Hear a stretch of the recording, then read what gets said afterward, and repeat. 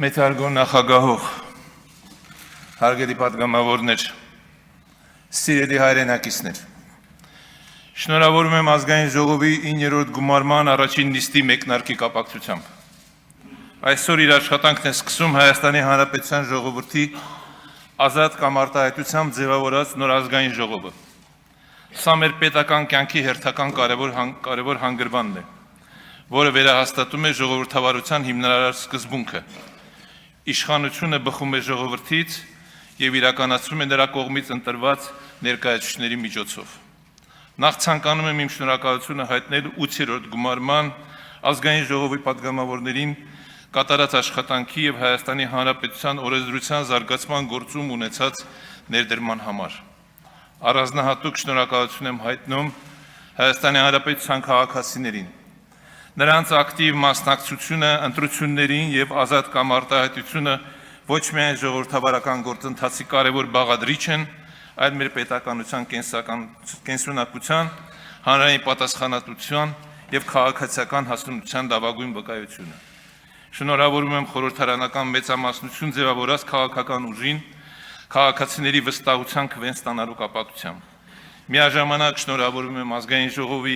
ժողով անցած քաղաքական ուժերին, որոնց ընտրել են մեր քաղաքացիները իրենց գաղափարներն ու ակնկալիքները ներկայացնելու եւ պաշտպանելու համար։ Հարգելի պատգամավորներ, յուրաքանչյուր գումարման ազգային ժողով ձևավորում է ոչ միայն տվյալ ժամանակաշրջանի քաղաքական օրակարգը, այլ պետության ինստիտուցիոնալ զարգացման մշակույթը։ Հետևաբար, այս խորհրդարանի գործունեության արդյունքները չափվելու են ոչ միայն ընդունված օրենքների քանակով, այլ դրանց որակով,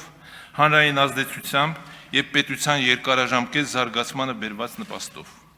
Հայաստանի Հանրապետության քաղաքացիներն այս դահլիճից ակնկալում են հասուն քաղաքականություն, պատասխանատու օրենսդրություն եւ այնպիսի բանավեճ, որի առանցքում կլինի ոչ թե քաղաքական հակադրությունը, այլ պետական մտածողությունը։ Ազգային ժողովը երկրի բարձրագույն ներկայացուցչական եւ օրենսդիր մարմինն է։ Այն պետության թիվ 1 քաղաքական ամբիոնն է,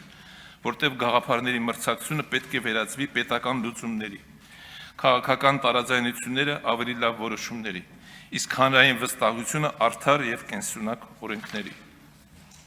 Ժողովրդավարության ուժը պայմանավորված չէ կարծիքների միասնությամբ։ Այն կայանում է տարբեր կարծիքների խաղաղ, արժանապատի եւ պատասխանատու համակեցությամբ, հանուն մեկ նպատակի՝ Հայաստանի Հանրապետության հզորացման եւ հանրային բարօրության։ Խորհրդարանական բանավեճը ժողովրդավարության անբաժանելի մասն է, սակայն դրա արժեքը որոշվում է ոչ թե հնչող խոսքերի սրությամբ, այլ այն գաղափարներով, որոնք ծառայում են հանրային բարիքին։ Քաղաքական մրցակցությունն ինքնանպատակ չէ, այն արժեք է այնքանով, որքան նպաստում է ավելի արդյունավետ կառավարմանը, ավելի արդար օրենսդրությանը եւ ամուր պետությանը։ Հայաստանի Հանրապետության սահմանադրությունը պատգամավորին օժտել է ամբողջ ժողովրդին ներկայացնելու բարձր առաքելությամբ։ Այդ առաքելությունը ենթադրում է որոշումներ կայացնել ոչ թե պահի քաղաքական նպատակահարմարությամբ, այլ խղճի, մասնագիտական համոզմունքի եւ պատասխանատվության թելադրանքով։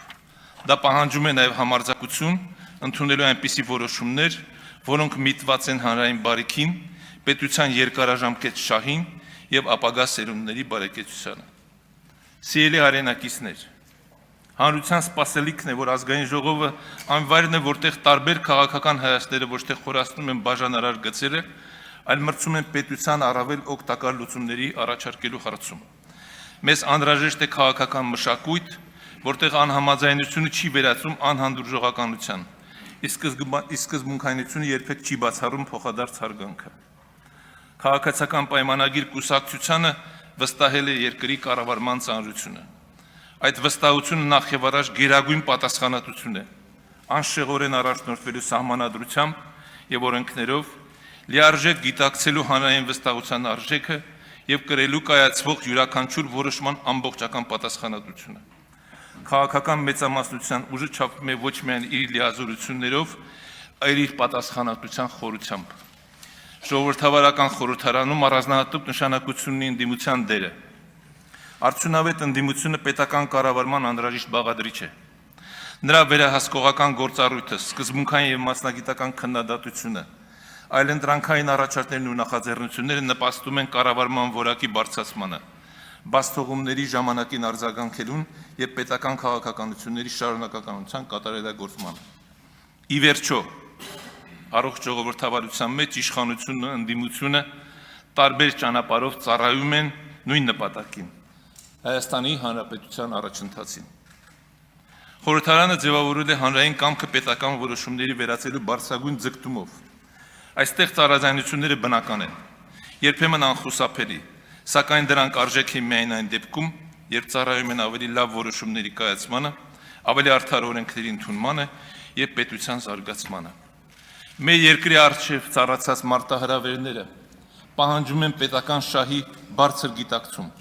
հեռատեսություն եւ համագործակցելու կարողություն։ Հարգելի պատգամավորներ, պետության պատմության մեջ յուրաքանչյուր գումարման ազգային ժողովը թողնում է իր իրուն հետքը։ Այդ հետքը ձևավորվում է ոչ միայն ընդունված օրենքներով, այլ այն քաղաքական մշակույթով, որ հաստատում է այս դահլիճում, այն պատասխանատվությամբ, որով իրականացում է ժողովրդի տված մանդատը, եւ այն վստահությամբ, որ ձևավորվում է պետության ու քաղաքականության միջև։ Թող 9-րդ գումարման ազգային ժողովը հիշվի որպես խորհրդարան, որտեղ քաղաքական մրցակցությունը երբեք չի գերազանցել պետական պատասխանատվությանը, որտեղ գաղափարական տարբերությունները չեն խոչընդել համապետական ազդեցության հարցերում համախմբմանը եւ յուրաքանչյուր որոշման հիմքում եղել է Հայաստանի Հանրապետության եւ նրա քաղաքացիների շահը։ Մաղթում եմ ձեզ իմաստուն, արդյունավետ եւ պատասխանատու աշխատանք ի բարօրություն Հայաստանի Հանրապետության եւ մեր ժողովրդի։ Շնորհակալություն։